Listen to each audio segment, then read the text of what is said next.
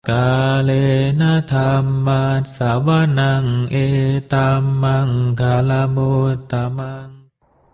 Part 8. Seni Hidup, The Art of Living. Meditasi Vipassana sebagaimana diajarkan oleh S.N. Goenka. Diringkas oleh William Hart, Vipassana Research Institute. Ahli bahasa, Dr. Anda Yasodhara Wena Sintiawati, Dr. Anda Sujata Lani Anggawati. Buku ini diterjemahkan bab demi bab untuk dibaca bersama sebelum acara meditasi kelompok setiap Jumat di Wisma Sambodhi, Klaten. Bab 8. Kesadaran dan ketenangseimbangan. Kesadaran dan ketenangseimbangan, itulah meditasi Vipassana. Jika keduanya dipraktekkan bersama, kita akan dibawa pada keadaan terbebas dari penderitaan. Jika salah satunya lemah atau kurang, kita tidak mungkin maju pada jalan menuju tujuan itu. Keduanya itu penting, seperti halnya burung membutuhkan dua sayap untuk terbang, atau kereta membutuhkan dua roda untuk bergerak, dan keduanya harus sama kuatnya. Jika salah satu sayap burung itu lemah, sedangkan satunya kuat, burung itu tidak akan terbang dengan baik. Jika satu roda kereta itu kecil, sedangkan satunya besar, kereta itu akan terus-menerus berputar dalam lingkaran. Agar bisa maju di jalan itu, meditator harus mengembangkan kesadaran dan ketenangseimbangan bersama-sama. Kita harus menyadari totalitas materi dan batin dalam sifatnya yang paling halus. Karena itu, tidaklah cukup bila kita hanya sekedar penuh sati pada aspek-aspek tubuh dan pikiran yang bersifat permukaan saja, seperti misalnya gerakan fisik atau buah pikir. Kita harus mengembangkan sensasi di seluruh tubuh. Kita juga harus mempertahankan ketenangseimbangan terhadapnya. Jika kita sadar, tetapi kurang tenang seimbang, kita menjadi makin sadar akan sensasi di dalam dan makin sensitif terhadap sensasi itu. Tetapi lebih besar kemungkinan kita bereaksi, sehingga penderitaan meningkat. Sebaliknya, jika kita memiliki ketenangseimbangan, tetapi tidak tahu sama sekali tentang sensasi di dalam, maka ketenangseimbangan ini hanyalah bersifat permukaan saja. Padahal di kedalaman pikiran tersembunyi reaksi yang tidak diketahui dan terus-menerus terjadi. Karena itu, kita harus berusaha untuk mengembangkan kesadaran dan ketenangseimbangan pada tingkat yang paling dalam. Kita harus berusaha untuk sadar akan apapun yang terjadi di dalam. Tetapi pada waktu yang sama, kita tidak bereaksi terhadapnya. Karena memahami bahwa semua itu akan berubah. Demikianlah kebijaksanaan sejati, memahami sifat-sifatnya sendiri, suatu pemahaman yang dicapai melalui pengalaman langsung akan kebenaran di dalam diri sendiri.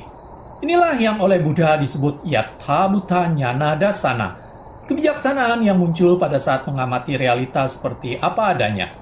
Dengan kebijaksanaan ini, orang bisa terbebas dari penderitaan. Setiap sensasi yang muncul hanya akan menyebabkan munculnya pemahaman akan anicca, ketidakkekalan.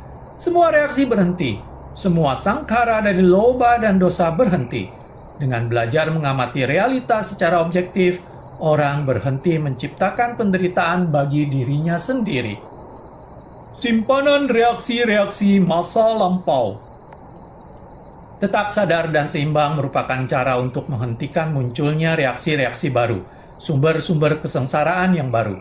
Tetapi ada dimensi lain dari penderitaan yang harus kita tangani juga. Dengan tidak lagi bereaksi mulai sekarang ini, kita mungkin tidak lagi menciptakan penyebab kesengsaraan yang baru. Tetapi kita masing-masing masih tetap memiliki simpanan pengkondisian, yaitu seluruh reaksi lampau kita. Walaupun kita tidak lagi menambahkan sesuatu yang baru ke dalam simpanan itu, sangkara-sangkara lama yang menumpuk masih akan menyebabkan kita menderita. Kata sangkara mungkin bisa diterjemahkan sebagai bentukan. Sangkara berarti tindakan membentuk dan apapun yang dibentuk. Setiap reaksi merupakan langkah terakhir, merupakan akibat di dalam rangkaian proses mental. Tetapi reaksi itu bisa juga merupakan langkah pertama, yang merupakan penyebab di dalam suatu rangkaian baru. Setiap sangkara dikondisikan oleh proses-proses yang menyebabkannya, dan sekaligus juga mengondisikan proses-proses berikutnya. Pengondisian berjalan melalui pengaruh fungsi mental yang kedua, yaitu sanya atau persepsi, dibahas di bab 2. Pada dasarnya, Kesadaran murni atau winyana bersifat tidak membeda-bedakan, tidak mendiskriminasikan.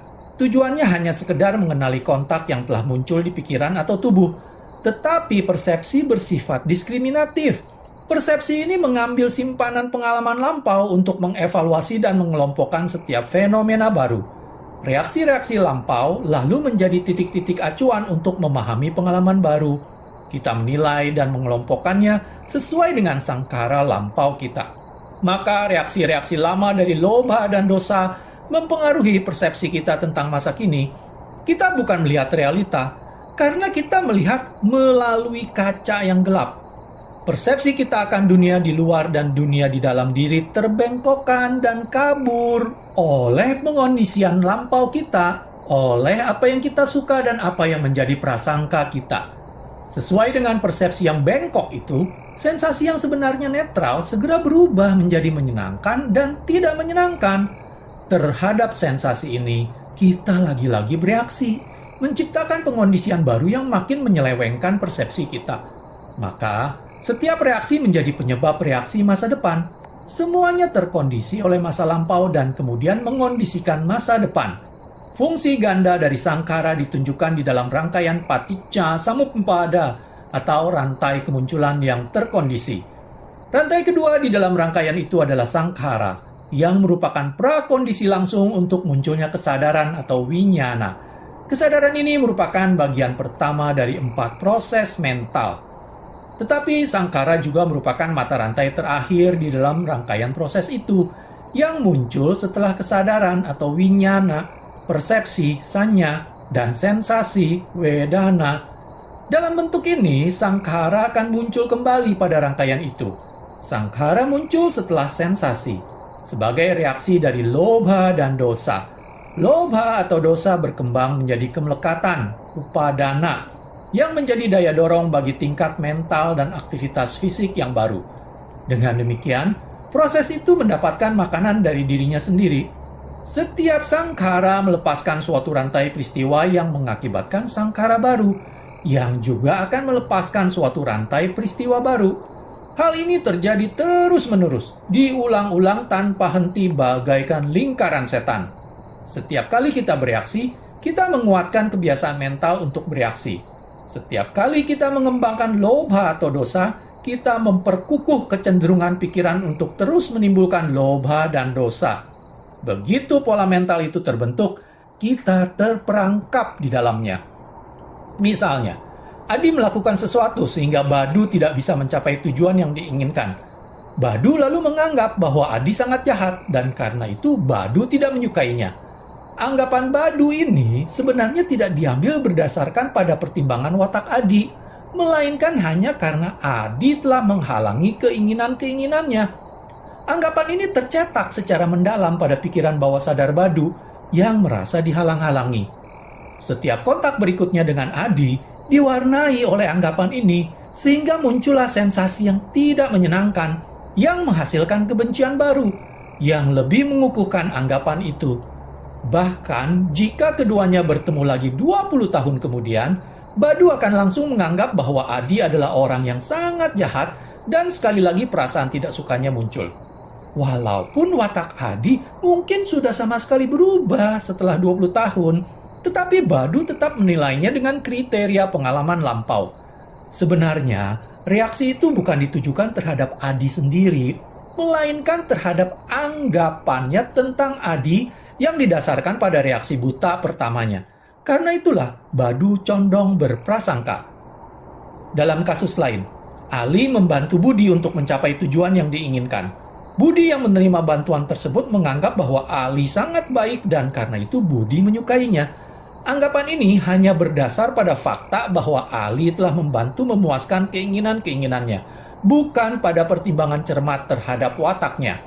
Anggapan positif itu direkam di dalam pikiran tak sadar Budi dan akan mewarnai kontak selanjutnya dengan Ali yang menyebabkan suatu sensasi yang menyenangkan. Sensasi ini menyebabkan rasa suka yang lebih kuat yang kemudian menguatkan anggapan itu lagi. Tidak peduli berapa tahun berlalu sebelum keduanya bertemu lagi, pola yang sama itu berulang lagi pada setiap kontak baru.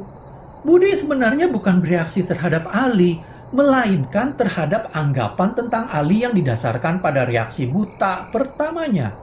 Dengan demikian, satu sangkara bisa menyebabkan timbulnya reaksi yang sama sekali baru, entah kapan, dan setiap reaksi berikutnya itu menjadi penyebab reaksi selanjutnya lagi, yang tidak bisa lain pasti menimbulkan lebih banyak kesengsaraan.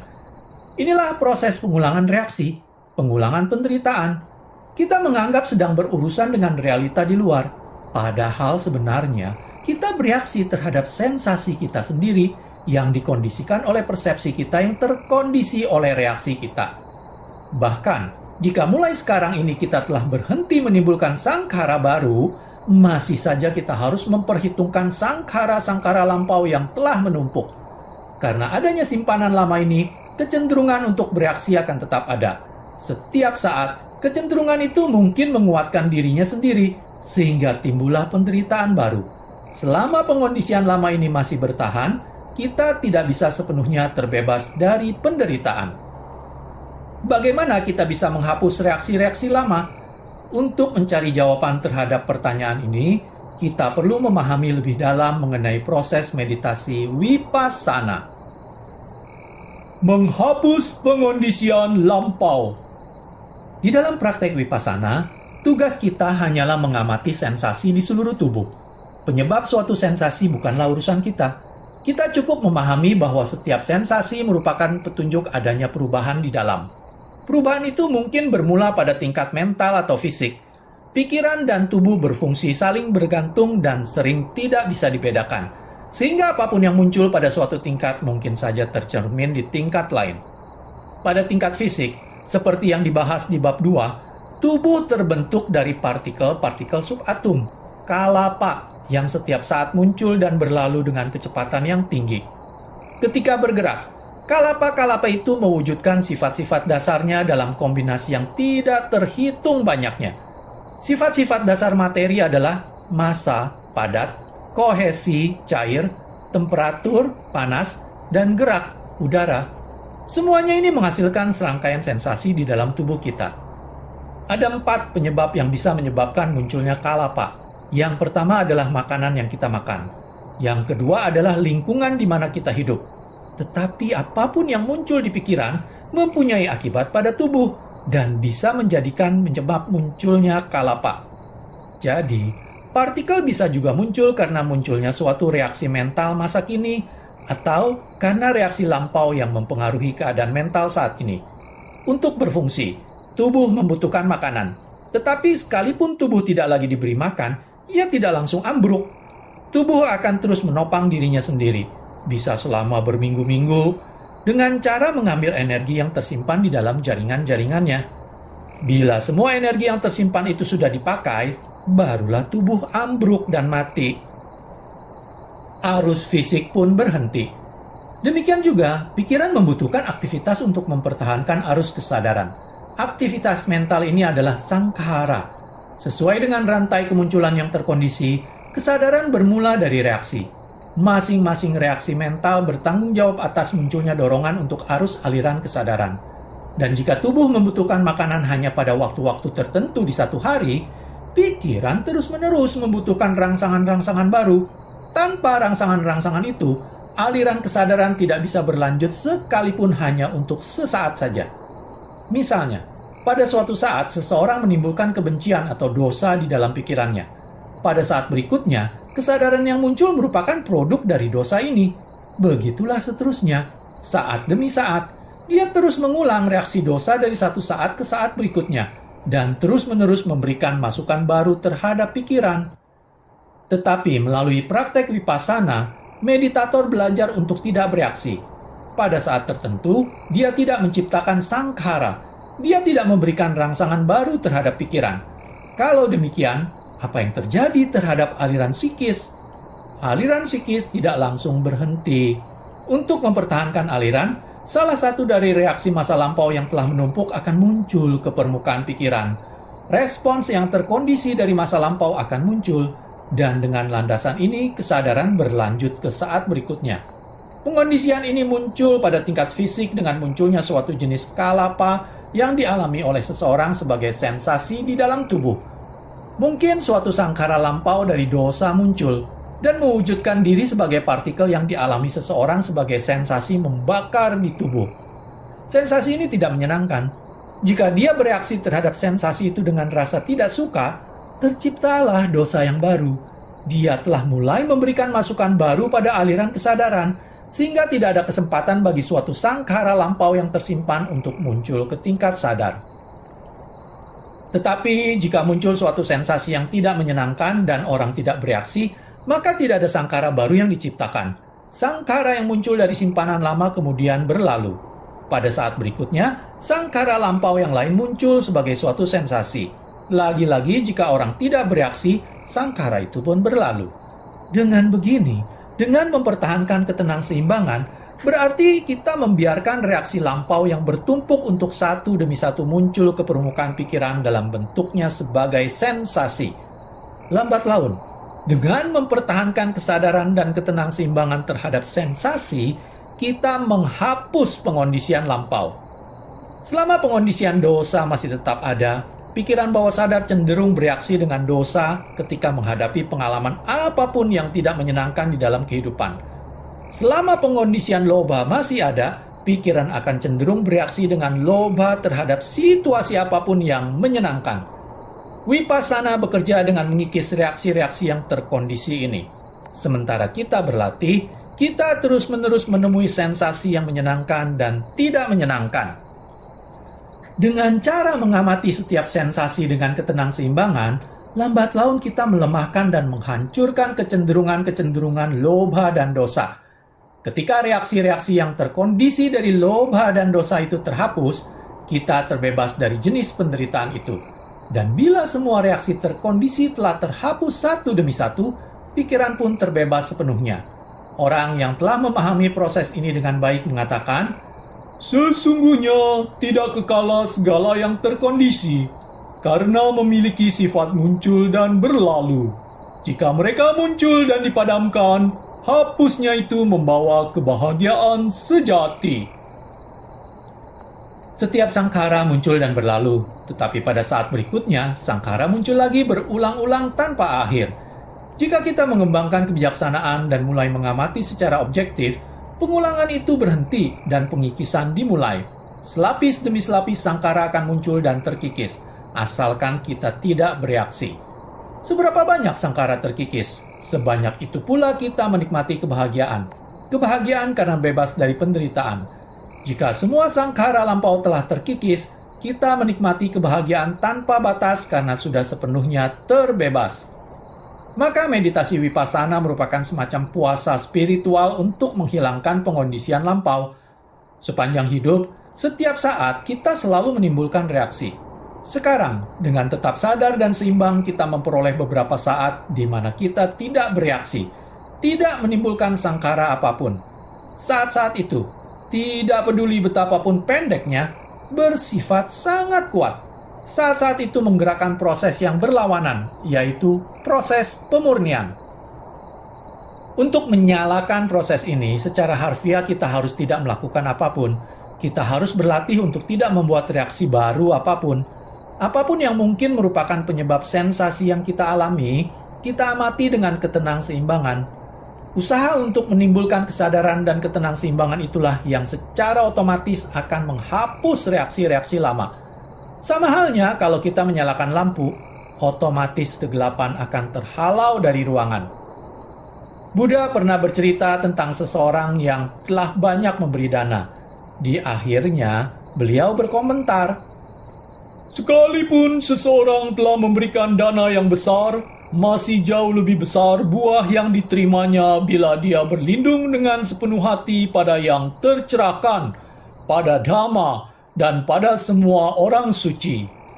Dan seandainya dia melakukan hal itu, masih jauh lebih besar buahnya jika dia menjalankan Pancasila dengan sepenuh hati.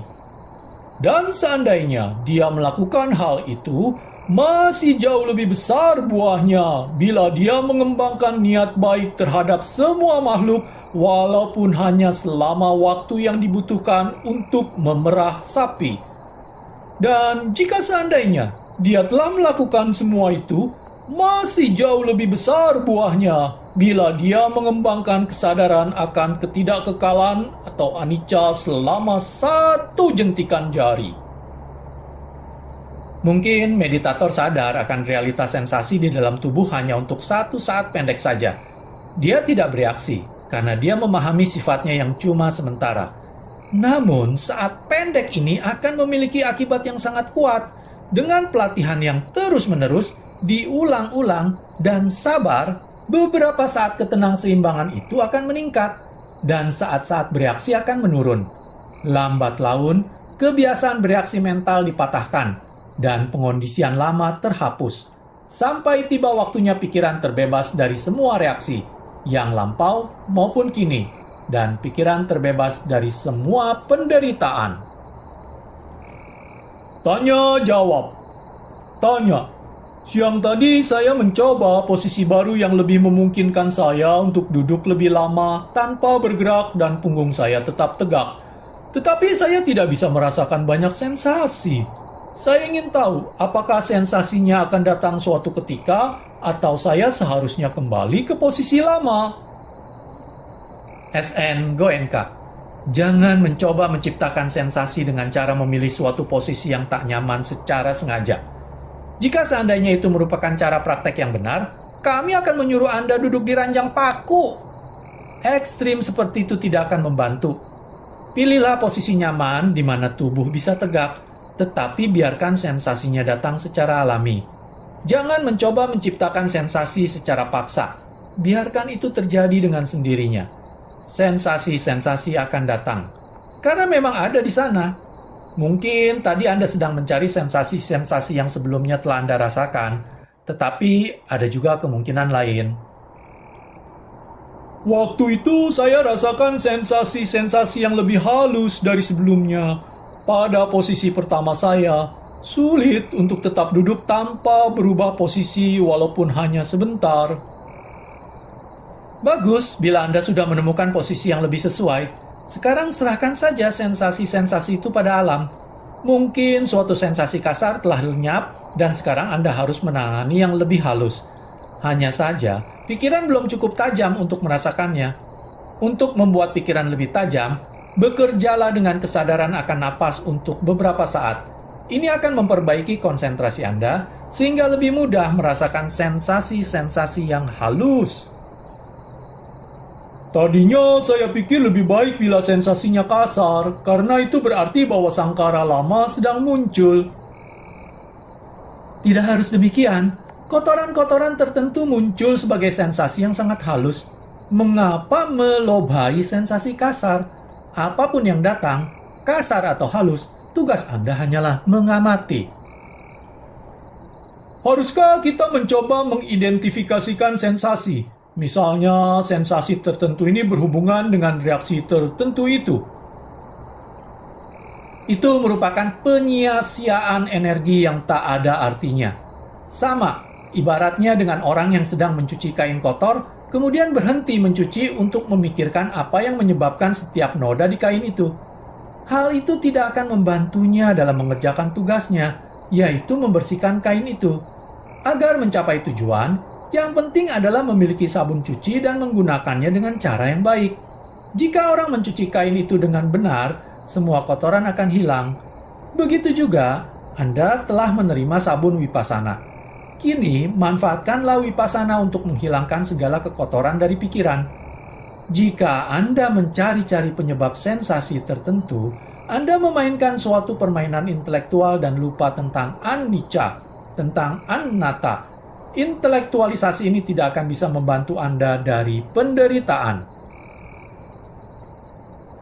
Saya bingung, siapa yang sedang mengamati dan siapa atau apa yang sedang diamati?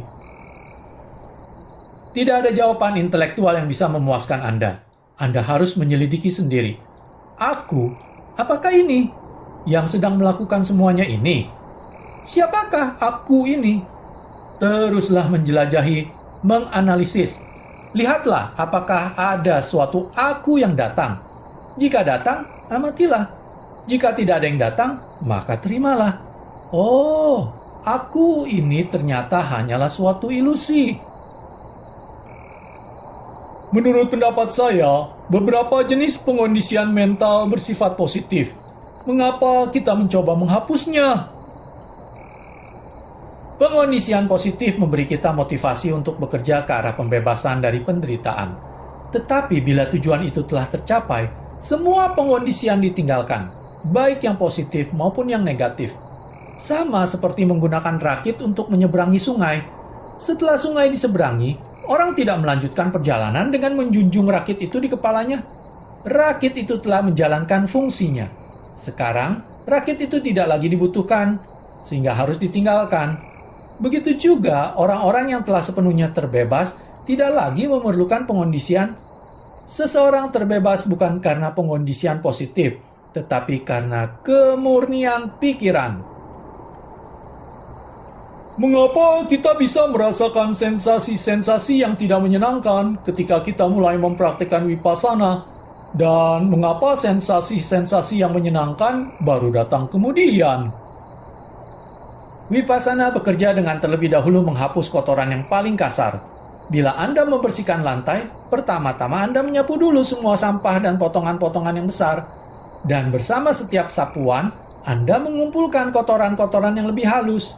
Begitu juga di dalam praktek Vipassana. Pertama-tama, kotoran pikiran yang kasar dihapus. Sedangkan kotoran yang lebih halus tetap ada. Dan muncul sebagai sensasi-sensasi yang menyenangkan. Tetapi ada bahaya karena berkembangnya lobha terhadap sensasi-sensasi yang menyenangkan ini. Maka Anda harus berhati-hati. Jangan sampai menganggap pengalaman indera yang menyenangkan ini sebagai tujuan akhir. Anda harus tetap mengamati setiap sensasi secara objektif untuk menghilangkan semua reaksi yang terkondisi. Anda mengatakan bahwa kita mempunyai kain kotor dan kita juga mempunyai sabun untuk mencucinya. Hari ini rasanya saya kehabisan sabun. Pagi tadi praktik saya sangat kuat, tetapi di siang hari saya mulai merasa tidak punya harapan dan marah. Saya mulai berpikir, oh, buat apa ini semua? Ibaratnya, ketika meditasi saya sedang kuat, satu musuh di dalam diri saya, mungkin ego, juga mengumpulkan kekuatan yang besar dan mengalahkan saya. Lalu saya merasa tidak mempunyai kekuatan untuk memerangi musuh itu. Apakah ada cara terobosan sehingga saya tidak harus berjuang sekeras itu? Adakah suatu cara jitu yang ampuh untuk mengatasinya? Pertahankan ketenangseimbangan. Itulah cara yang paling ampuh. Apa yang telah Anda alami itu merupakan hal yang wajar.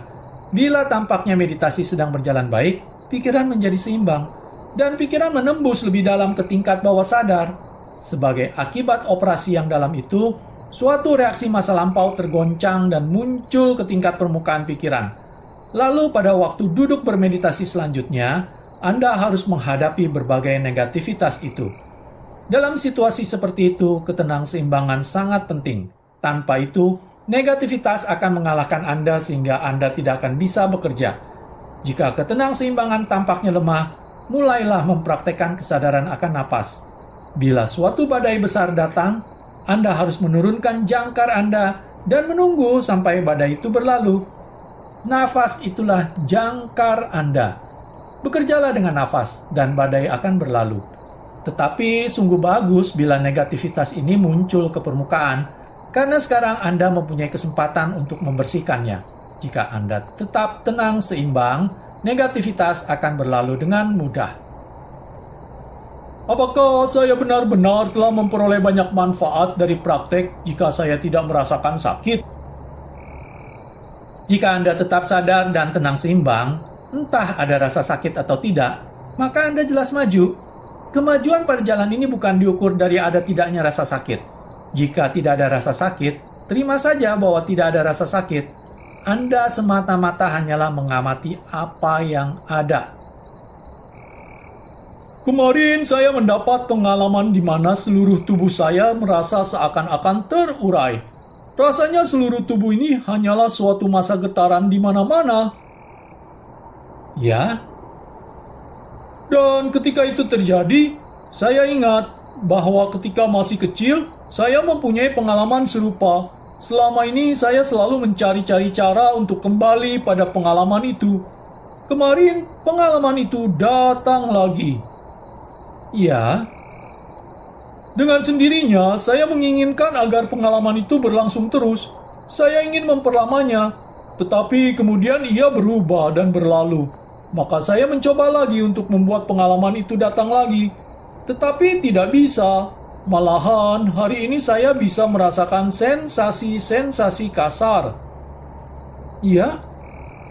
Maka saya lalu menyadari bahwa saya telah membuat diri saya tidak bahagia karena telah mencoba memiliki pengalaman itu. Ya, saya sampai pada kesadaran bahwa sebenarnya kita di sini bukan untuk mencari suatu pengalaman tertentu. Benarkah demikian?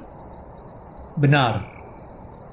Bahwa sebenarnya kita berada di sini untuk belajar mengamati setiap pengalaman tanpa bereaksi. Benarkah demikian? Benar. Jadi sebenarnya meditasi ini hanyalah untuk mengembangkan ketenangseimbangan. Benarkah demikian? Benar. Bagi saya tampaknya dibutuhkan waktu selama-lamanya untuk menghilangkan semua sangkara lampau satu demi satu. Memang demikian seandainya saja setiap saat ketenangseimbangan itu hanya setara dengan lenyapnya satu sangkara lampau. Tetapi kenyataannya, kesadaran akan sensasi membawa Anda jauh ke dalam pikiran yang paling dalam dan mengizinkan Anda memotong akar dari pengondisian lampau.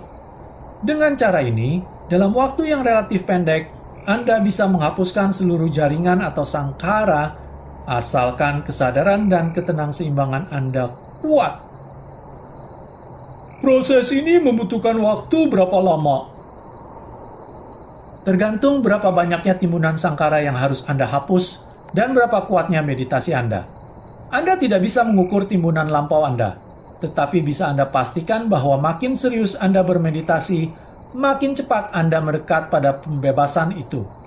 Teruslah bekerja dengan mantap ke arah tujuan itu. Waktunya pasti akan datang, cepat atau lambat. Lebih cepat, bukan lebih lambat. Anda akan bisa mencapainya. Hanya melihat. Di daerah yang sekarang menjadi Bombay, hidup seorang pertapa.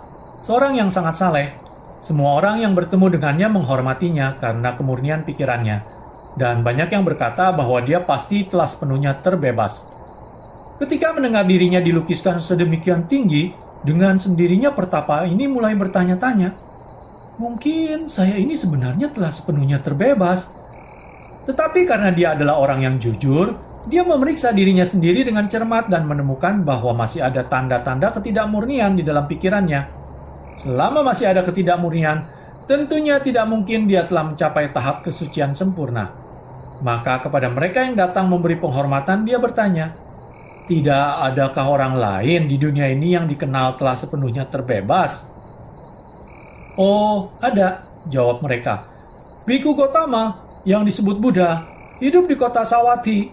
Beliau dikenal sebagai orang yang telah sepenuhnya terbebas, dan beliau mengajarkan teknik yang bisa dipraktekkan untuk mencapai pembebasan. Saya harus mendatangi orang itu. Pertapa itu memutuskan. Saya harus mempelajari cara untuk menjadi sepenuhnya terbebas.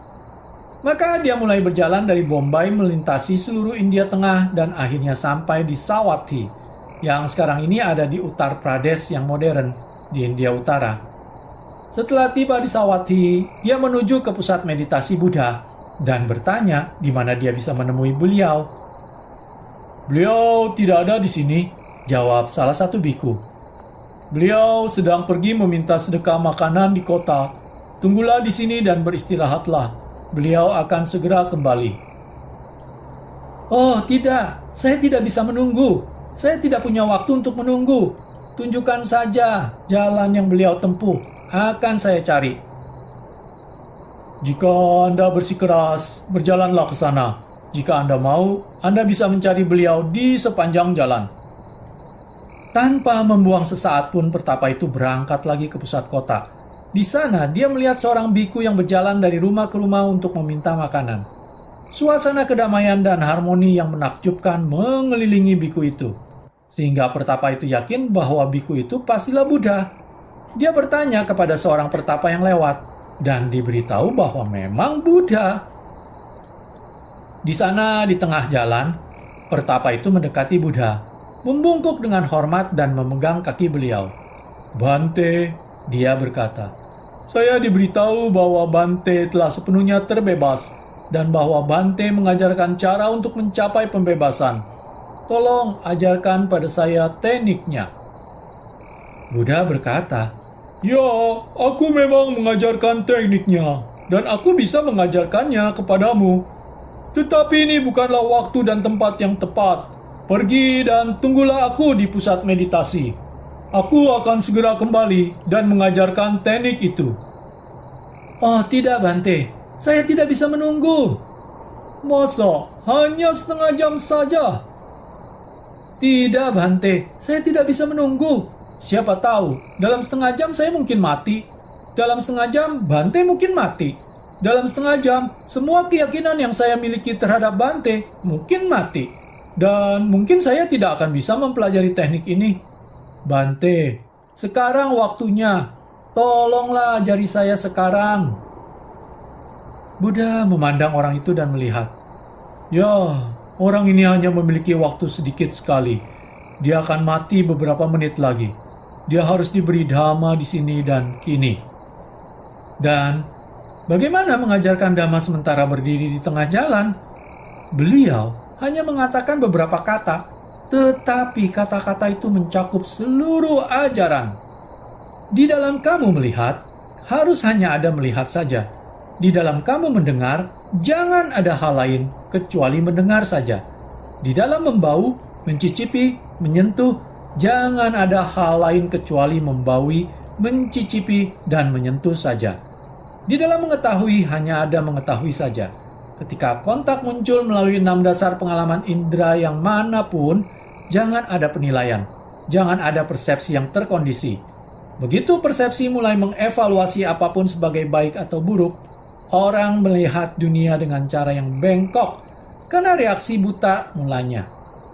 Untuk membebaskan pikiran dari semua pengondisian, orang harus belajar untuk tidak lagi mengevaluasi berdasarkan reaksi lampau. Orang harus sadar, tanpa evaluasi dan tanpa bereaksi. Pertapa itu mempunyai pikiran yang begitu murni sehingga beberapa kali petunjuk ini sudah cukup baginya. Di sana, di tepi jalan, dia duduk dan memusatkan perhatiannya pada realita di dalam dirinya. Tidak ada evaluasi, tidak ada reaksi. Dia hanya mengamati proses perubahan di dalam diri sendiri. Dan di dalam beberapa menit sisa hidupnya, dia mencapai tujuan akhir. Dia mencapai pembebasan penuh. Demikianlah selesai sudah saya membacakan bab 8, kesadaran dan ketenang-seimbangan. Pada video part selanjutnya, saya akan mulai membacakan bab 9, tujuan. Terima kasih. Kalena dhamma savanang etamang kalamutamang